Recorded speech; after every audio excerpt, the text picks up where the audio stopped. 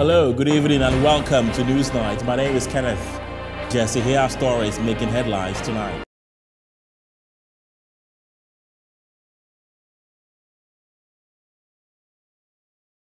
Portions of the Cape Coast Chifupraso Road rendered inaccessible after a bridge connecting the towns collapsed following heavy rains.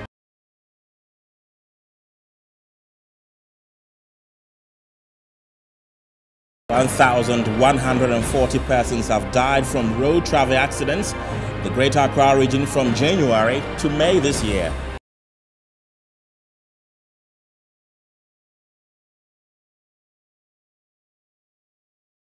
As Ghana's COVID-19 cases inches up to 1,064, the experts will tell us whether there's cause for alarm.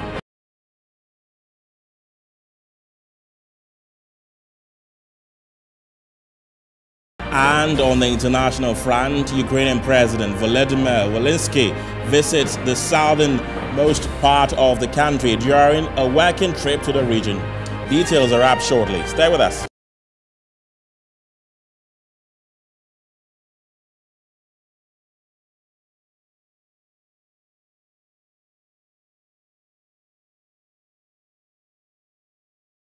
Welcome to the program. Let's begin from the central region, where a portion of the Chifupraso Cape Coast Highway has been washed away as a result of consistent heavy downpour. A house situated at Jukwa and belonging to the CEO of Ghana Exim Bank, Lawrence Ajinsam, has been flooded. Commuters are stranded. No vehicle can cross to the other end. At Dunkwa, a house belonging to the CEO of the Ghana Exim Bank has been flooded. The house is situated directly on a wetland. The place, which used to be a receptacle, was filled up for construction of the building. The continuous downpour has washed a portion of the road. David Okanta, assemblyman for Dunkwa East electoral area, is calling the government to immediately fix the road. The same thing is nsuo na ato na bi nto obi say da me asense a me fi krom ha ma ye wo me no me hu bi say da nti me ba mbe hwe no na che say disaster esi no e family electoral area there kofo bebre dan asese ebi mo atumi anda na dwi na ye hwe ye ne aye major road bridge no so a mo amoba ye na ese mo amabehu nsuo na se no stress aban be ba be hwe Abua, because baby I do need ye nim the be che abana kasa na tumi ayeden ne sabem. Nanajman is the linguist of the Dentrahima. According to him, the residence of the Queen Mother has also been flooded as a result of the continuous downpour. The nsuo no esi ekoso ne no ye hu bi da e ba kra almost 20 something years ni e bi si da but na de ehu ama bridge na price ekwanso no they say bridge no ne aye no ka bi antimi nko ka bi antimi mba on wo free price we beka kire and wo free Cape Coast so ebeza kwa price abeka kire and akọ scale so so a on so na down the same thing ya bekwa no mu a che say enye da chahima fie kura ne nsuo no ebu wo no ekọ efie ho I say aya ahotia mai pa anti esre abampanifo say. Meanwhile, the Ghana Highway Authority therefore advised travelers to use the Cape Coast Yamaransa end of the road as the authority mobilizes to resolve the problem. We'll still stay in the central region and speak to our resident correspondent, Akwesi Ado. Akwesi, welcome to the show. That's not a good sight to behold. Tell us more about the situation. Yeah, so, okay, Ken, so let me first of all begin by saying that should nothing be done about the situation in the central region here, we're going to have even more delicate situation should there be further rains, because the situation is not just with the Jokwa Chifuprasu routes, but touring around the region of today, I realized that some other parts of the region and some major routes would also have same situations going forward. Okay. Has a situation of this magnitude happened in the central region before? You know, it does not normally happen in the central region this way, except this year when we've had continuous rainfall. You know, particularly within this week, since Sunday, we've had the rains pouring in many parts of the region and causing, let me say, very extensive damages to public and private structures, as well as main and then some sub highways in the region. We do know that this region is some kind of very low, below, very low as compared to the sea level, because we have some major as well as minor river tributaries joining the ocean here in the region. Along the Cape Coast Marketing Highway, we are having same situation happening here because you know when you go to around the Commander Junction towards Ayinsu, we had the stretch flooding today, and then we are having the Jokwa Chufuprasu Road also being cut into two around 3 a.m. this dawn, which has caused many commuters finding it very difficult to fly that particular road. And I'm sure by now you may have received the caution issued by the Roads and Highway cautioning commuters to use the other end of the roads. It is not the Jokwa Chufuprasu Road which may be witnessing this kind of situation. And as we progress into the full force of the rain season, it is likely that the central region may witness some sort of this situation, because you know there are many bridges which had it being deserted by the various assemblies in the region. And so even when the rains began, you could see that some of these rivers began already overflowing their banks. So we were some sort of anticipating this kind of event.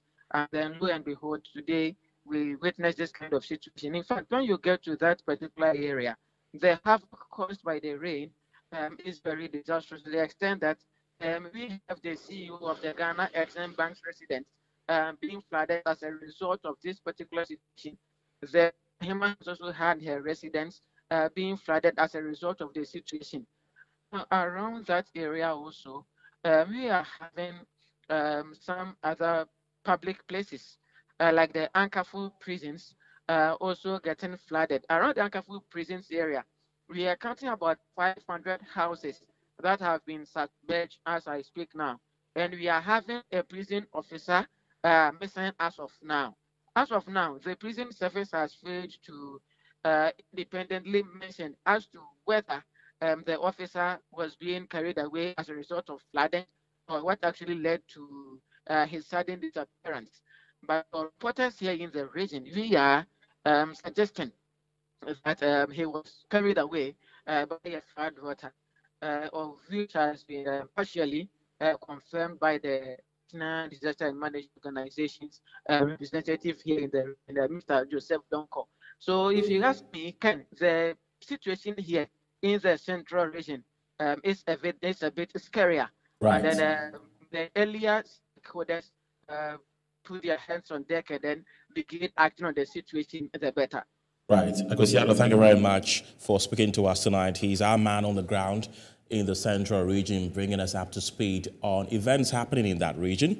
That is not a region that is known to be a flood-prone region, but as we've seen now, the place has flooded, leading to the collapse of a major bridge there.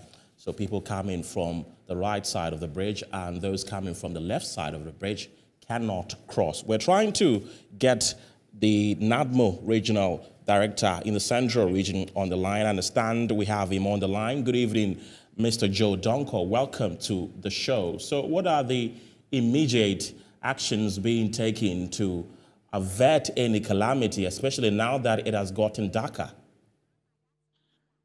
Okay, good evening, my brother. I think your man have said it all. We have a problem that which started last night, especially the one at Jukwa Road. The road had been divided into two. Even bicycle cannot cross it, not to talk of a car. So we advise all those people especially now that it has gotten darker. Come again. Carry on, I can hear you. So what we are trying to do is that we have reported the matter to the highways, and they have come there to assess how they are going to repair the road. But it is going to take about some weeks because with all the water have to go down so that we can assess the damage before any repairs can be done. So we are still advising the motorists to use different places instead of using Jukwa Road. Secondly, we have another, it is the same river, Slowy, that is coming through from Abidjan or somewhere, passing through Western region, passing through Central region, passing through Jukwa, that divided the road. Now, it has caused a very big havoc at living at 2KE. There are 7 communities behind the prison service. Those communities are farming communities. The same river has overflowed its bank and destroyed all the villages. About 520 buildings has been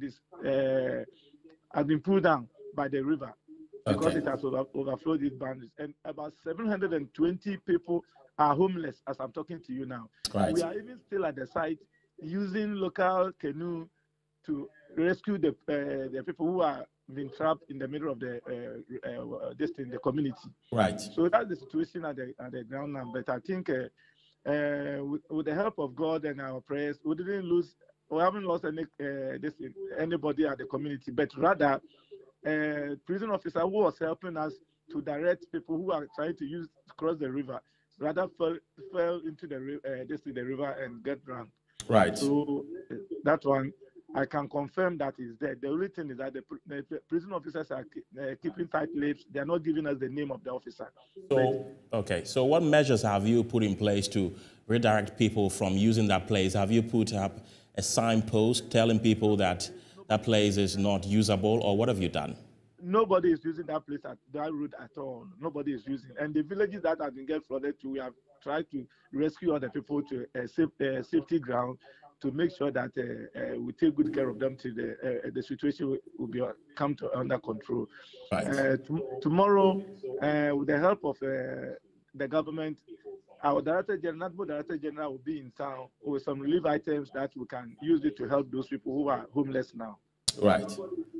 When the incident happened, we saw people standing on both edges of the bridge, taking videos, taking shots, and all of that, even though the bridge had just collapsed. As a disaster management officer, what do you have to say to this? That is what we are facing now. But with the help of the police commander, the situation is under control now. The one thing is that I don't know what actually they are looking for. You pull them away, and before you take Jack, they are there again. But now we have used solitapes to seal the place, and the local police are there to control the people. So I think everything is under control now. Right. Thank you very much for speaking to us tonight, Joe Donko. Right. Now let's bring you more stories as traffic flow has been impeded as a result of flooding on a section of the Cape Coast Takoradi Highway, a river that lies between Commander Junction and Ayensudo extended its bank.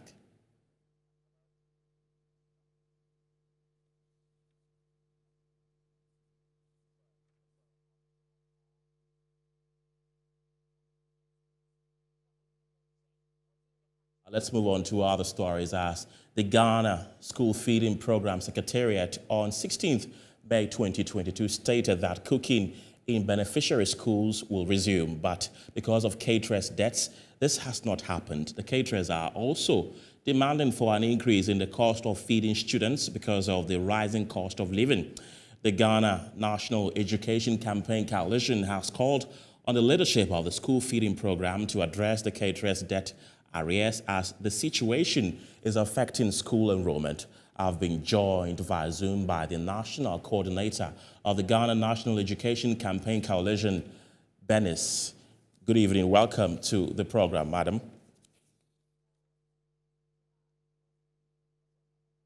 Hello, Venice. Can you hear me?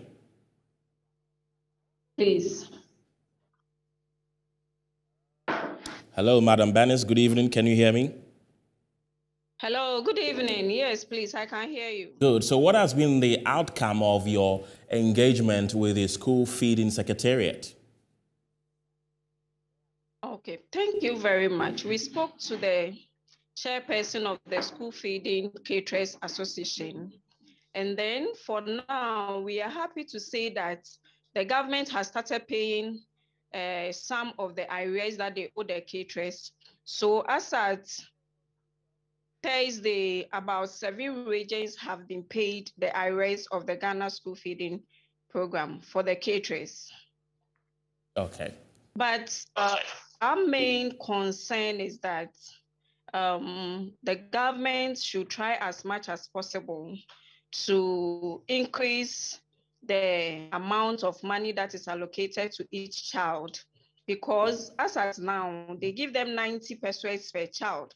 And looking at how inflation has gone very high within the shortest possible time, it is only prudent that the government increase the amount of money allocated per child. We are also advocating that the school feeding program is one of the pro-poor policies that every Ghanaian is able to benefit, especially when we talk about giving quality pre-tertiary education to students. So the Ghana National Education Campaign Coalition is advocating that this pro-poor policy is well looked at so that every Ghanaian child can benefit, because during the introduction of the school feeding program, there has been an increase in enrollment of students at the basic level. So it's one of the areas we are advocating that the government should please try as much as possible to let the program stay. The program should come to stay. They should address all the challenges involved so that we can roll out the program to even all the other schools that are yet to benefit. Thank you. Okay. Now that the school feeding program has come to a halt, how do the students eat when they go to school? Yes, this is very challenging. Some of the students are unable to go to school because parents are not able to give them money to buy food when they go to school. Because of that, they are forced to stay at home so that whatever their parents eat from their kitchen, they will also eat. So some students are not going to school because the program is on hold, which is very, very challenging. And it will be difficult for the government or Ghana as a whole to meet the SDG 4 that we are all fighting towards. Okay, madam, thank you very much for speaking to us tonight, Venice. You're still watching Newsnight here on Metro Television. Let's move away from that, as agriculture tertiary institutions in the country are calling on government to support them with an allowance in order to help them thrive in their studies. President of the Students' Representative Council of the Kwadaso Agricultural College, Lamba Wisdom, says they are struggling to pay their fees and cater for their needs. The Kwadaso Agricultural College was established in 1922 to train all levels of agricultural staff in Ghana and from other countries. The students, after 100 years, are calling on government to give them an allowance to support them in their studies. President of the Student Representative Council of the college says they are struggling to keep up with their fees. Which is a stubborn block for us, is a worry onto us. Our managing of our own affairs on campus is a little bit difficult onto our side. We are not able to care for ourselves. The system is also hard. We are pleading with the government to revive the agriculture students' allowance for us, so that it will also help us more. Because the nursing training people, when they complete, they are still relying on the government. Today they are teaching us agribusiness, taking agriculture into business. So we need the allowance to also help ourselves as well. The posting too, when we finish school, there is no posting for us. So the government should also do something about it. The Minister for Food and Agriculture, Dr. Owusu Ifeanyi Akoto, after hearing their plea, pledged government support. So we are opening up a lot of opportunities for agricultural students. And the question about accommodation, which the lady brought up, the principal brought up, is something that is very close to me. I've written as part of the 100th anniversary about how many letters to how many institutions, about 19 institutions, raising money for us to build how many, what is it? 500 unit accommodation for the students. And so, although you don't see me here, I'm doing so much for you. The visit by the sector minister to the college forms part of his annual regional tour of the country aimed at promoting agriculture in the country. COVID-19 is in the news again as Ghana has recorded 141 new COVID-19 cases, increasing the number of active cases to 1,064. On the case count, the Greater Accra region leads with 92,754, while Ashanti region follows with 22,350. Western region also follows Ashanti region with 8,351 cases. So, is that cause for alarm? Joining me on phone is Dr. Titus Beyo, who is the General Secretary of the Ghana Medical Association. Doc, good evening. Welcome to the show. Do we have to go back to the wearing of masks as the case count have started going up? Good evening and good evening to your viewers. Yes, I would say so. And this has to be a personal decision. I would encourage everybody to make the use of the masks a regular feature of their activities again, especially if you are in the cities, if you are going for programs that are indoor, or if you are showing any symptom, I think you should wear the mask. And generally for everybody, I think if you use the mask, it will be helpful. But more importantly, I would encourage people who are unvaccinated to get vaccinated and also take up boosters where available. Right. And now that the mask mandate is not compulsory, how do we get people to abide by it? I think you and I are doing that right now by encouraging people to use it. It's not everything that can be made mandatory, because once you make it mandatory, you have to enforce it. If you make it mandatory and cannot enforce it, then it's not as useful. But this COVID is going to be with us for a pretty long time. Some of us predicted that and said that much earlier. So people must learn to live with the virus. And in learning to live with the virus, having understood its mechanism of spread, and knowing that we are even in a season for flus in this country, where we are getting this H3N2 also up, the use of the mask is generally protective. In part of the Asian continent, people generally will use the mask anytime they have a cold to protect the next person. So I think we should get used to it. So we may not make it compulsory for everyone, but people should be encouraged to use the mask. Right. As time goes on, we know that the forms of diseases, how they take their form, change. Has the symptoms of COVID-19 changed, or it's still the same? There has been some changes. The fundamental symptoms are the same, and I would say that now we appreciate the disease a bit better. But we are noticing in the hospital sometimes people coming in with just bodily pains, not so much of the respiratory symptoms, and then sometimes a mild sore throat, and then you do the test and it's positive. That is what we are beginning to see. Again, the disease is for those who are vaccinated and have some level of protection. It doesn't appear to be so catastrophic as it was in the beginning. So again, I would emphasize on the vaccination, because the symptoms are varied. And now there's also the phenomenon of post-COVID. People who have had COVID before also sometimes present with very bizarre symptoms that you are not able to explain. And when we are not able to fully explain someone's symptoms and you ask for a COVID test, invariably, sometimes it comes positive. Right. So that is what I would say to that. Dr. Titus Beyo, thank you very much for speaking to us tonight. This is Newsnight here on Metro Television. We go for our first break. We'll be back with more.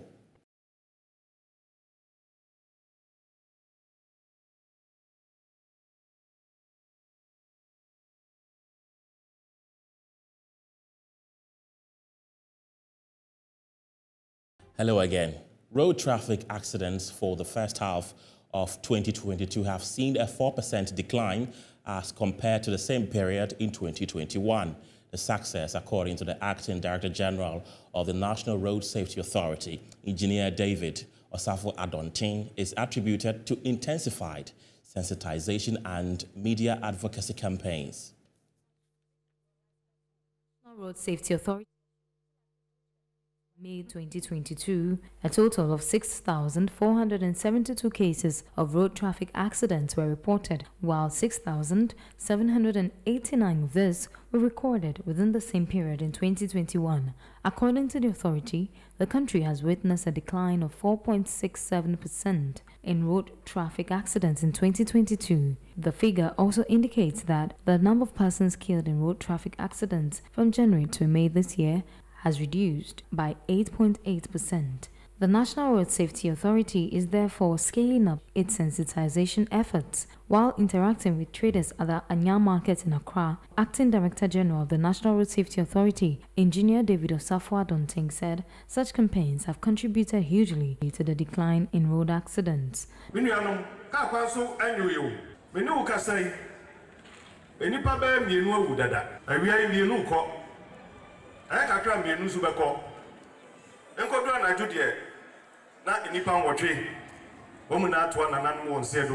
My brothers and sisters, people keep dying on our roads. It is disheartening to see breadwinners die from these accidents. Let us be cautious when driving.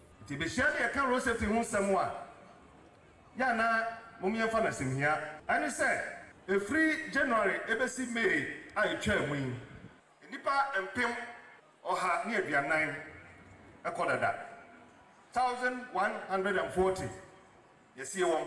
Member of Parliament for the area, Dr. Dixon Adumakonkisi, cautioned all against reckless driving. Studies have shown that motor vehicles that are insured are well taken care of because you can't insure your car and not have roadworthiness. True or false? Those two things go hand in hand. And I will love to go with this insurance awareness everywhere we can because the lives that are being lost on our roads should not be the case. It should not happen. And I don't think any of us want to have an encounter with a car that does not have insurance. Reckless driving. The Greater Accra region recorded the highest number of crashes within the first quarter of 2022, followed by the Ashanti region, Eastern and Central regions. From road safety, let's talk education as the MP for Yendi constituency, Farouk Aliu Mahama, has constructed and handed over 3 schools to 3 communities in the Yendi constituency of the Northern region. This intervention comes after rainstorms destroyed some schools 2 years ago. Primary School, Kokong Islamic Primary School, and Nuria Primary School, all in the Yendi municipality of the Northern region, started studying under trees after their school buildings were destroyed by rainstorm 2 years ago. Upon hearing their plight, Member of Parliament for the area, Alhaji Farouk Aliu Mahama, intervened. He constructed and handed over some classroom blocks to the schools. Well, education is something that was very, very dear to my heart, looking at the areas, the Nuri Islam, the Konkong School, and the Zakoli School. I looked at the situation, and when I looked at the deplorable nature of the school, I thought twice as an MP and a responsible one, of course, to construct and renovate a new school that would give the children some facelift and some commitment to the education levels. And that is what the Member of Parliament is supposed to be doing. And today, inshallah, I've been able to finish all the 3 schools, and we're happy, and the people are happy, and obviously, it is part of the responsibility of an MP.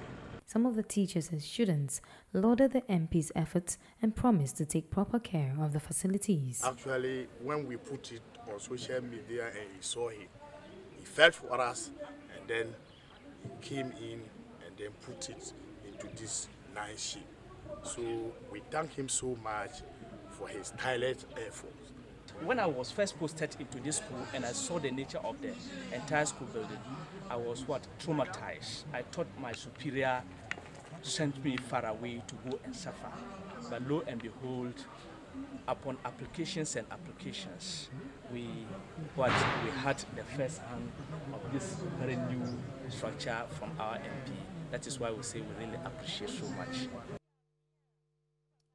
Now, the Muslim leadership in Gomua Nyanyano and Gomua Fete have signed a peace accord to ensure peace amongst the two communities. This comes in the wake of the Eid al-Fitr celebration, which was marked with heavy security presence as a result of an impending boundary dispute between the two communities.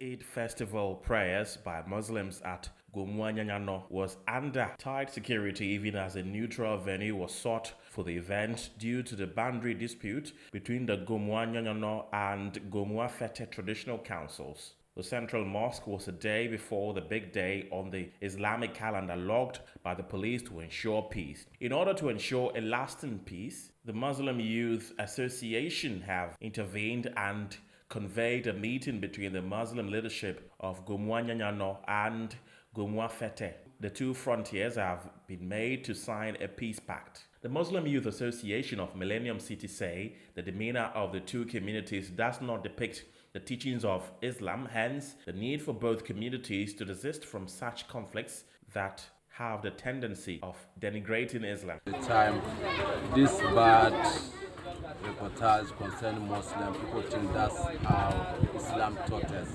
It's not, that's not the case. Today gathering is basically how to tell the world how our leaders, we are not satisfied by their leadership style.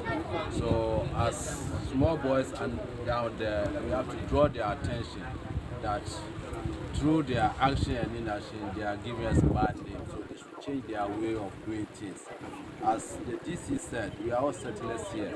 We have no issue or business mingling people's internal affairs like land litigation, land demarcation, or so on. These are not our issues. We should leave those things for the custodians of the land to deal with. The leadership of the two communities have accepted the roadmap to ensure peace in the area. The DC of Gomua East, Solomon Dakon Kwam, under whose jurisdiction the two communities fall, says the assembly is committed to ensuring lasting peace between the two communities. I'm say yenyina sunvieni aka na enne dey enya committee bi o maka yenyina bom ye ne nuanom nyanyano fo any police commander Millennium City police commander ana DC ana nyanyano crime officer I'm say yenyina ye hu ne ekoso na me Gomua Fete zongo hene me promise igabo ya say with the youth say say o nyame pa ahemfo ni nyina ebeka etirabo na ya hama asudi aba inshallah. Well, the National Cathedral is in the news again, and government spokesperson on governance and security, Palgrave Boachi Dankwa, insists the president, Nana Akufo-Addo, equally remains sensitive to the concerns of Ghanaians under the prevailing economic conditions. I can appreciate that the timing is much of a concern. But Moro, you are aware that we run a political system in this country. And so at various stages of our political dispensation and our political leadership, you will need one leader to make a decision. And I do not think that the president has stated that he's going to complete the building of the cathedral in 8 years. I mean, he's clearly also stated that it's taking many years for a lot of cathedrals to be built, over 100 years. And so he's looking to be the one that would set the foundation. And many people that would come in the years to come would have an opportunity to build and contribute significantly to that. Nextly, as well, is the economic side of the cathedral. We are aware that all around the world, I mean, if you go to various countries, like you go to Rome, you go to America, you go to the Middle East, number of cathedrals, Cologne Cathedral, St. Paul's Lutheran Cathedral, all those cathedrals raising high level of money. I mean, close to about 5.5 billion euros in a year of investment that comes into it. We are aware as well that the unique characteristics of the National Cathedral that we want to have is to have an African Bible museum and to be able to really place our Christianity in context in terms of Africa, because especially for followers of Jesus, we are aware that at the time when he was being chased, the Holy Spirit revealed to his earthly parents and asked that they come into Africa, and they came into Egypt. And so clearly the tourist attraction that is going to bring into the continent of Africa the large number of people from various religious environments that would come in as stories. It's something that we need to be able to look at the future of this cathedral. I think that we cannot displace the single majority of Christians who follow Christ and who also argue that, the timing might not necessarily be right. But we do agree that at various stages of our political regime, leadership must come to bear. Meanwhile, legal practitioner and communications team member of the NDC, Beatrice Annan, says the construction of the National Cathedral is a clear case of a misplaced priority by the MPP government. She wondered why a personal pledge to God by President Akufo-Addo should be funded from state coffers. Serious economist worth his salt would always resort to what we call scale of preference in making any decision whatsoever. And so when you have a country like ours, where poverty is on the increase for the first time in 25 years, if you have a country like ours, where this government has not built a single regional or district hospital, if you have a country like ours, where the government has not been able to construct schools, if you have a country like ours, where students are being asked not to be fed, because the government cannot afford to pay for school feeding program.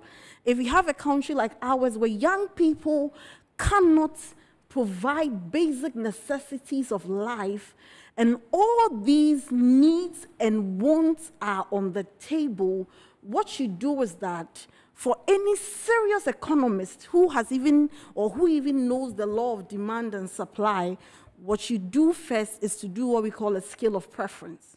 And you say that because the needs are a lot, which ones do we solve with the limited resources we have? And the irony is that it is President Nana Addo who wants to build a cathedral. President Nana Addo is about the only leader who has exhibited a lot of unchristian character. It was President Nana Addo under whose watch 8 people lost their lives. That is most unchristian. That God will not accept a cathedral from such a man. It was under President Nana Addo that the lives of people became worse. That God will not accept a cathedral from that man. And so this whole blackmailing or trying to say that because we're a Christian state, we are trying to do something for God and people are against it, I think that is just a religious blackmail. And none of us should fall to it. Because there are churches in Ghana which has a capacity more than the cathedral that we are seeking to build. The cathedral is about 5,000 seater, which can be expandable to 15,000. And we have churches that have built 25,000 seater. And so if it's about space to do something, there are churches in Ghana with bigger spaces. A book professing recommendations and techniques to aid in communities in rapidly eradicating environmental problems has been launched in Accra. The book, titled Community Transformation Through Environmental Care Campaign, was authored by Apostle Samuel Eddie Davidson and is expected to bring transformational change in the space of environmental sanitation. The 137-page book emphasizes the need for creative ideas to help bridge the gap between authorities and the people they lead in order to deal with sanitation challenges in the country. Vice-Chancellor of the Pentecost University, Apostle Professor Ejapon Kodua, described the book as timely. We started this project 3 days ago after reading the book, and the good news is that yesterday's rain was no longer a threat to the university. Our drains were ready for it. This is what I mean by we can all achieve it if we take our time to study the recommendations our dear Apostle has provided. I am convinced that Apostle Davidson has provided to the Ghanaian community and the world a toolbox for the rapid eradication of our environmental problems. Commending the author, the mayor of Accra, Elizabeth Saki, emphasized the need for attitudinal change, particularly towards the environment. In all humility, I want to plead that we all together, as has been said, a collective action, collective attitude will bring and lift our nation on high, lift up the banner of Ghana. Emma Apia Osei Diao is the Director of Corporate Affairs for Zoom Lion Ghana Limited. He's riding on the fact that environmental management is a shared responsibility, and that is true. So involving the chiefs, involving the custodians of the land helps for everybody to be a party to the environmental management, and that makes our environments clean. In fact, to manage your environment is your personal responsibility, is my personal responsibility, which when we seek to do, we draw God's blessings to us. On his part, the author of the book, Apostle Samuel Ezi Davidson, said the recommendations made will greatly help in dealing with the sanitation menace. Also in the book, we recommended that waste is wealth. People don't know. And so in the book, you realize that the plastics, the waste that we carry along, which we don't respect, should be well kept in a bin so that it can be well disposed of. And then also, those who would want to recycle the products could even come to you when you have segregated the waste very well. They could come to you and then buy it from you so that they can go and then reprocess it. So we've recommended that waste is wealth. Some of the highlights of the book include seeking to get leaders of churches, imams, local government authorities, students, traders, among others, to influence the citizenry to own the environmental care campaign. Sanitation Director for Communications and Corporate Affairs at Zoom Lion Ghana Limited, Emma Adjoa Apia Oseidia, has called on Ghanaians to desist from indiscriminately disposing of waste into drains in the country.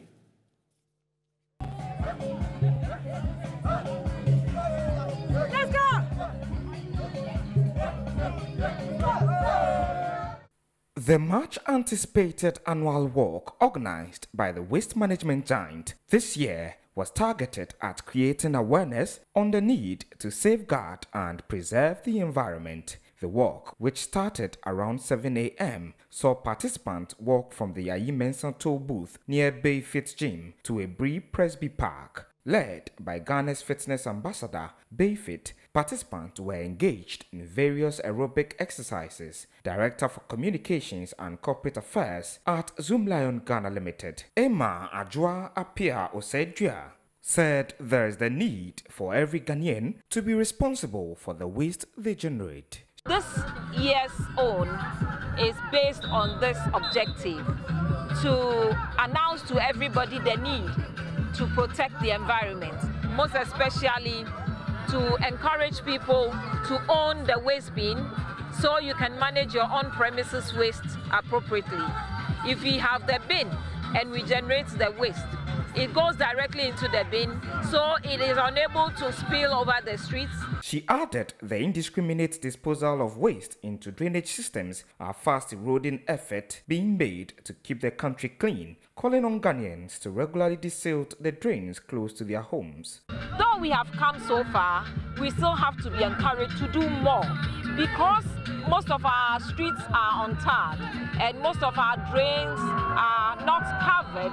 We get the silt piling up in the drains, and that is also a challenge for us, because when the drain is choked with the silt, when it rains, the volume of water that is supposed to run off through the drains don't get to do that. Rather, it spills over and enters people's homes.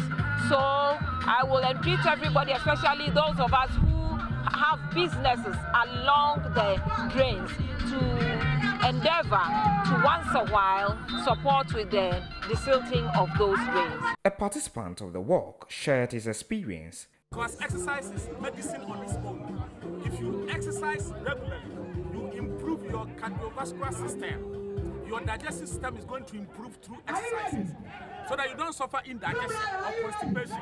Besides that, exercise will boost your emotional health. The walk saw in attendance members of the Jospon Group of companies and persons from all walks of life. We'll be back after this break.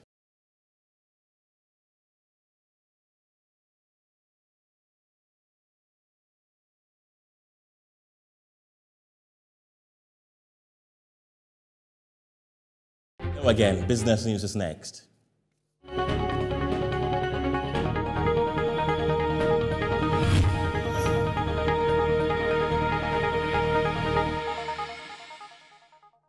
And in business tonight, the price of Bitcoin fell below $20,000 for the first time since late 2020. In a new sign, the sell-off in cryptocurrencies is deepening.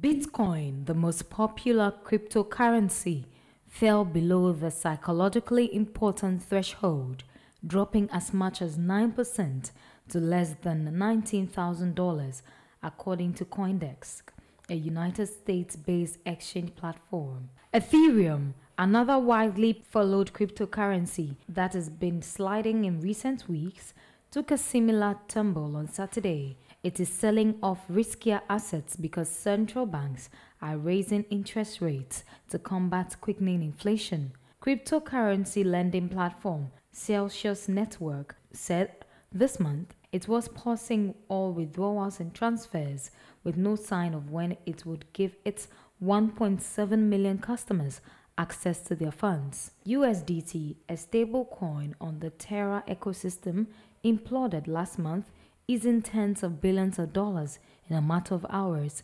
The sector has also suffered losses after companies such as Coinbase Global Incorporated, Gemini, and BlockFi said they would lay off thousands of employees as investors ditch risky assets. An industrial park is a portion of a city that is zoned for industrial use rather than residential or commercial needs. According to the Deputy Minister of Trade and Industry, Herbert Krapper, government's vision is to build an industrial park in all the regions of the country.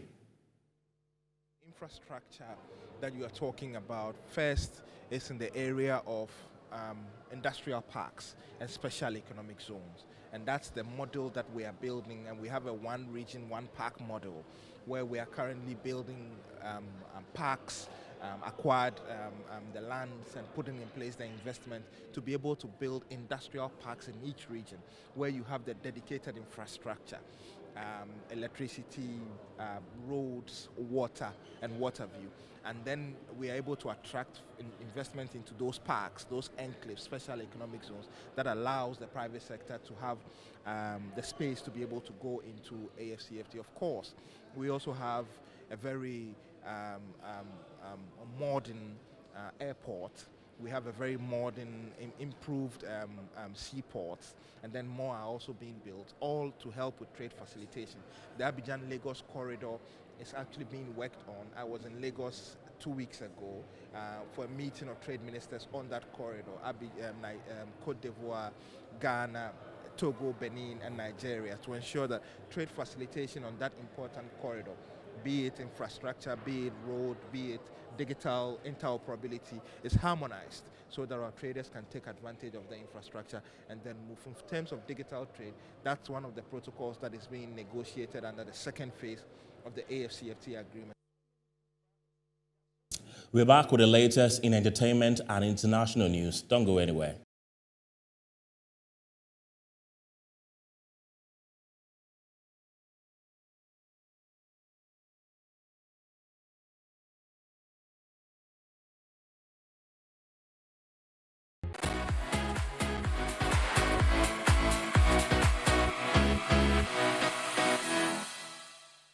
Welcome back. In entertainment news tonight, Ghanaian musician Black Sheriff has become the first Ghanaian to hit 100 million streams on Boomplay.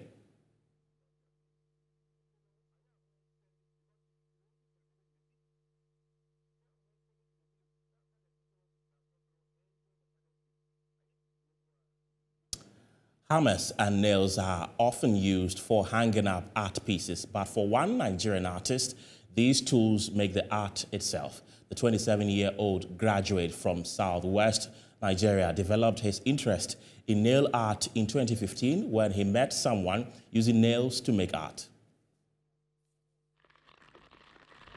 Today, he is completing a portrait of Ayodeji Makun, a Nigerian comedian and actor, a piece that used up 55,000 pieces of nails. Using a pointillist method, he starts by using a pencil to trace out his subject dot by dot on a board, then begins to hammer in the nails until the image begins to form. When done, he sprays in a chemical to avoid the nails from rusting. A portrait can cost from $700 and upwards, and depending on the size of the project, can take up to 3 months to complete. Sometimes it is not without some challenges, as a single mistake may mean starting all over and destroying the board already used. I saw somebody back then in 2015 using nail to make art. I love it and I take my time to learn it, and today I can call myself a professional. We have to be very, very technical, because if there's any mistake, it requires us to damage the board, and it won't be nice enough. It will be like a waste of money and waste of time. Papa Honda has gained fans along the way, many of whom are intrigued by his method to make artworks. International news is next.